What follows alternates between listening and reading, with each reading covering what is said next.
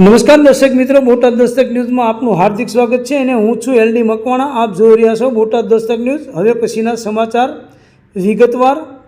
કપરાડાના બાલચોઢી ગામે ગેરકાયદે માટી ખનન કરી વહન કરતા એક JCB સહિત 3 ટ્રક જપ્ત કરી।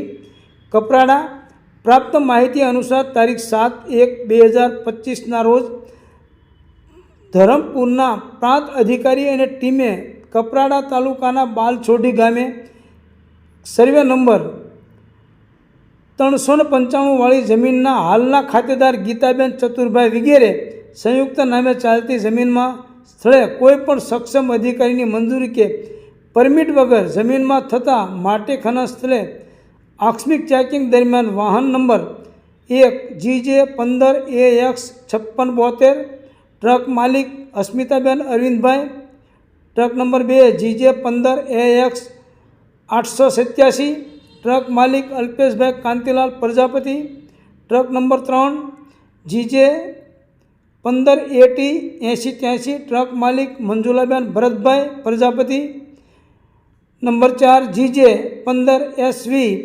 2133 JCB વાહન માલિક નિકુંજ દીપકભાઈ પટેલ ગેરકાયદે માટી ખનન કરી વહન કરતા એક JCB સહિતના 3 ટ્રકમાં ભરાયેલી આશરે 1.20 લાખની કિંમતની 24 ટન માટી, એક JCB અને 3 ટ્રક મળી કુલે 63.20 લાખનો મુદ્દામાલ સીઝ કરી નાના પોઢા પોલીસ મથકે મૂકી ખાણ ખનીજ વિભાગને જાણ કરી છે।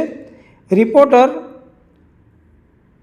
Balubhai Valsad, Botad Dastak news, LD Makwana, Botad.